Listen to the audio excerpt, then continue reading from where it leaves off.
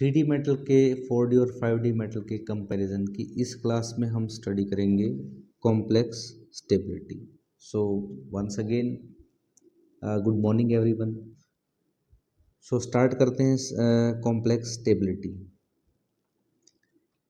देखिए, as we know that the transition metal form, जितनी भी ट्रांजिशन मेटल्स हैं, transition metal forms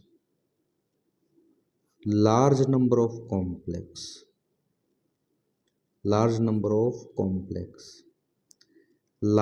of complex बनाने के पीछे क्यों इतने सारे कॉम्प्लेक्स बनाते हैं ये उसके पीछे रीज़न ये है। पहला कि ट्रांजिशन मेटल जो हैं they are carry high charge density. अभी पिछली क्लासेस में हमने स्टडी किया है कि ट्रांजिशन मेटल पे +2 से लेकर +8 तक का चार्ज कैरी करते हैं ये। अब ज़्यादा चार्ज कैरी करने से क्या इफेक्ट पड़ेगा? Suppose to be this is a transition metal and having a high charge +5, और इस ट्रांजिशन मेटल के आयन से के पास से कोई लिगेंड गुजर रहा है। हमें पता है कि लिगेंड या तो नेगेटिवली चार्ज होते हैं या इलेक्ट्रॉन की डेंसिटी होते हैं। सो हाई चार्ज होने की वजह से ये ट्रांजिशन मेटल बड़ी आसानी से लिगेंड को अपनी तरफ अट्रैक्ट करके उनके साथ बॉन्ड बनाकर कॉम्प्लेक्स फॉर्मेशन कर सकते हैं। दूसरा रीज़न ये है कि ट्रांजिशन मेटल के पास एम्प्टी डी ऑर्बिटल्स होते हैं। They are having empty d orbitals होने से क्या होगा? हमें ये पता है कि लिगेंड जब भी आता है या कोई भी ऐसी स्पीसीज जिसके ऊपर लोन पेयर ऑफ इलेक्ट्रॉन हो उसी को लिगेंड कहेंगे। और लिगेंड जब मेटल से जुड़ता है तो अपने लोन पेयर ऑफ इलेक्ट्रॉन को मेटल को डोनेट करके कोऑर्डिनेट बॉन्ड बना लेता है मेटल के साथ। सो जब लिगेंड मेटल के साथ बॉन्ड बनाना चाहेगा तो कहीं ना कहीं जगह होनी चाहिए जहाँ पर लिगेंड अपने इलेक्ट्रॉन को मेटल को डोनेट कर सके। सो मेटल के पास एम्प्टी डी ऑर्बिटल्स होते हैं। इन एम्प्टी डी ऑर्बिटल्स में आने वाला लिगेंड बड़ी आसानी से अपने इलेक्ट्रॉन को डोनेट करके मेटल के साथ बॉन्ड बना सकता है। अब मेटल चाहे 3D हो या फिर कंपैरिजन हम स्टडी कर रहे हैं मेटल चाहे 4D या फिर 5D मेटल्स हो, हैं तो ट्रांजिशन मेटल। सो सारी की सारी मेटल बहुत सारे कॉम्प्लेक्स बनाती हैं। अब जो लिगेंड मेटल से जुड़ेंगे कॉम्प्लेक्स बनाने में, उन लिगेंड की डोनर साइट अलग अलग हो सकती है। इन लिगेंड की डोनर साइट अलग अलग हो सकती है। कुछ लिगेंड्स हमारे पास ऐसे हैं जिनकी डोनर साइट में या तो कार्बन होगा या नाइट्रोजन होगा या ऑक्सीजन होगा या फ्लोरीन होगा या फिर क्लोरीन हो सकता है। सो सिंपली फ्लोराइड यहाँ से इलेक्ट्रॉन डोनेट कर सकता है। सिमिलरली ऑक्सीजन किस केस में है? जैसे वाटर के केस में, अगर वाटर हमारा लिगेंड है तो ऑक्सीजन मेटल के साथ जुड़ सकता है। और इसी तरह से अगर NH3 हमारा लिगेंड है तो ये नाइट्रोजन मेटल के साथ जुड़ सकता है, तो मेटल और नाइट्रोजन के बीच बॉन्ड बनेगा। तो NH3 एक ऐसा लिगेंड है जिसमें डोनर साइट, इलेक्ट्रॉन डोनेट करने वाली साइट क्या है? नाइट्रोजन। वाटर एक ऐसा लिगेंड है जिसमें इलेक्ट्रॉन डोनेट करने वाली साइट कौन सी है लिगेंड की? ऑक्सीजन, जो मेटल को इलेक्ट्रॉन डोनेट करेंगे। सो कुछ ऐसे लिगेंड हैं जिनमें डोनर साइट या तो ऑक्सीजन है या नाइट्रोजन है। कार्बन भी हम ले लेते हैं। सपोज करो we are having ligand CN में अगर ये कार्बन मेटल को इलेक्ट्रॉन डोनेट करेगा तो मेटल और कार्बन, या कहें कि इस CN लिगेंड की डोनर साइट क्या होगी? C carbon. तो ऐसे लिगेंड जिनकी donor site carbon, nitrogen, oxygen, fluorine या क्लोरीन होती है, ऐसे लिगेंड 3D मेटल के साथ ज़्यादा स्टेबल कॉम्प्लेक्स बनाते हैं एज कंपेयर टू 4D एंड 5D metals. So the ligands which are having donor site as carbon, nitrogen, oxygen, fluorine and chlorine form more stable complex with 3D metals. अब जैसे F negative ligand में donor site क्या है? Fluorine. Cl negative ligand में donor site क्या है? Chlorine. Water में donor site क्या है? ऑक्सीजन। अमोनिया में डोनर साइट क्या है? Nitrogen. Ethylene diamine ligand की अगर हम बात करें तो NH2 CH2 CH2 and NH2, इसमें डोनर साइट क्या होंगी? दोनों तरफ से ऑक्सीजन। सो इसको En से रिप्रेजेंट करते हैं। Ethylene diamine ligand hydroxide ion है, OH नेगेटिव, डोनर साइट क्या है? Oxygen. So all these ligand form stable complex with 3D metal. Example के तौर पे अगर हम देखें तो suppose to be NiNH3 in +2 oxidation state. Nickel is a 3D metal. Nickel के बिल्कुल नीचे क्या है? That is platinum. प्लेटिनम का कॉम्प्लेक्स बनेगा NH6 इन +2 ऑक्सीडेशन स्टेट। और इसके प्लेटिनम के बिल्कुल नीचे होता है पैलेडियम पीरियोडिक टेबल में। सो इसका भी कॉम्प्लेक्स हमने बना दिया सेम ऑक्सीडेशन स्टेट में। सो निकिल 3D मेटल है, प्लेटिनम 4D मेटल है और palladium it is our 5D metal.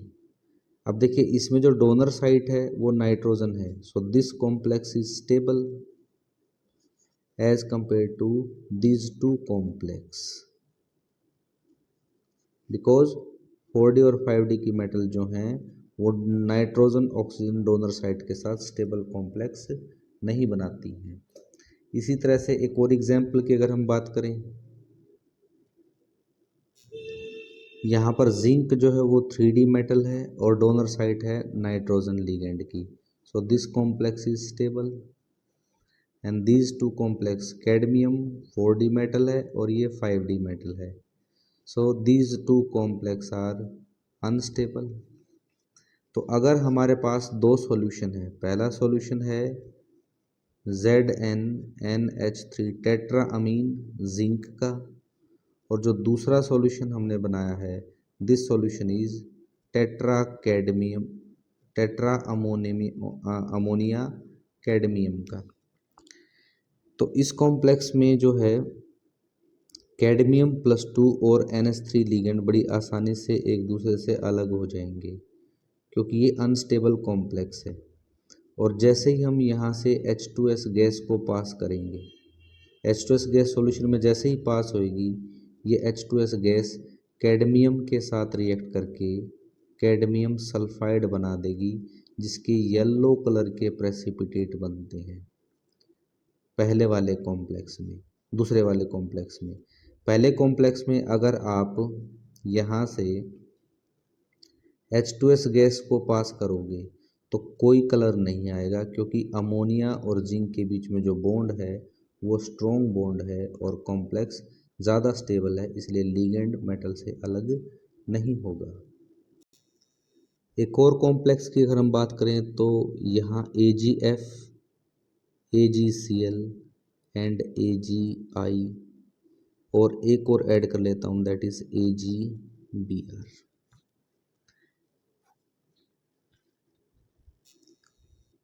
अब 4D और 5D की जो मेटल्स हैं हमारी वो ज़्यादा स्टेबल कॉम्प्लेक्स तब बनाएंगे जब उनके साथ जुड़े हुए लिगेंड्स में जो डोनर साइट है अगर वो सल्फर हो, फॉस्फोरस हो, आयोडीन हो एक्सेट्रा। जैसे कंपैरिजन हम करें इस चार कॉम्प्लेक्स की, इसमें हमें पता है कि कॉपर, सिल्वर और गोल्ड। इसमें अगर हम देखें तो copper it is our 3D metal, silver is 4D metal and gold is our 5D metals. तो सिल्वर इनके साथ सल्फर, फॉस्फोरस या आयोडाइड के साथ ज़्यादा स्टेबल कॉम्प्लेक्स बनाएगा। जैसे AgF में डोनर साइट फ्लोरीन है लेकिन मेटल कौन सी है? 4D। This complex will be unstable. अब बात करें Cl लिगेंड है, मेटल कौन सी है? 4D। Cl 3D के साथ स्टेबल कॉम्प्लेक्स बनाएगा, सो this complex is always unstable. अब इसकी बात करें तो AgI और बी आर, ए जी और बी आर, ये दोनों कॉम्प्लेक्स जो हैं वो स्टेबल होंगे, ऊपर वाले दोनों कॉम्प्लेक्स से, क्योंकि 4D और 5D की मेटल जो है इन डोनर साइट के साथ ज़्यादा स्टेबल कॉम्प्लेक्स की फॉर्मेशन करते हैं। सो अगर इनका ऑर्डर ऑफ स्टेबिलिटी हमने लिखना हो तो AgF अनस्टेबल है, उससे ज़्यादा स्टेबल हो गया AgCl, उससे ज़्यादा हो गया AgBr, और फाइनली इनमें सबसे ज़्यादा स्टेबल क्या हो गया, AgI। एक और एग्जांपल हम ले लेते हैं। कोबाल्ट का कॉम्प्लेक्स है ट्राईफिनाइल फोस्फाइन के साथ इन +1 oxidation state, +2 oxidation state. Cobalt के नीचे बिल्कुल नीचे होता है रोडियम, ट्राईफिनाइल फोस्फाइन, PPH3 होता है ट्राईफिनाइल फोस्फाइन की whole thrice in +2 oxidation state, और इसके बिल्कुल नीचे होता है इरिडियम, ट्राईफिनाइल फोस्फाइन PPH3 की whole thrice in +2 oxidation state. अब we know that cobalt is our 3D metal, this one is 4D metal and this one is the 5D metal। ये जो लिगेंड मैंने लिखा है ट्राईफिनाइल फोस्फाइन PPH3, इसका structure है phosphorus पे 3 benzene ring जुड़ी हुई हैं, 1 2 एंड 3, और इसमें डोनर साइट क्या है, फोस्फोरस। तो ऐसे 3 लिगेंड हमने यहाँ अटैच किए हैं हर एक केस में। सो डोनर साइट फोस्फोरस है, फोस्फोरस डोनर साइट होगी तो 4D और 5D की जो मेटल होंगी वो ज़्यादा स्टेबल कॉम्प्लेक्स बनाएंगी, और 3D की मेटल जो होंगी वो कम स्टेबल और I can say unstable complex बनाएंगी।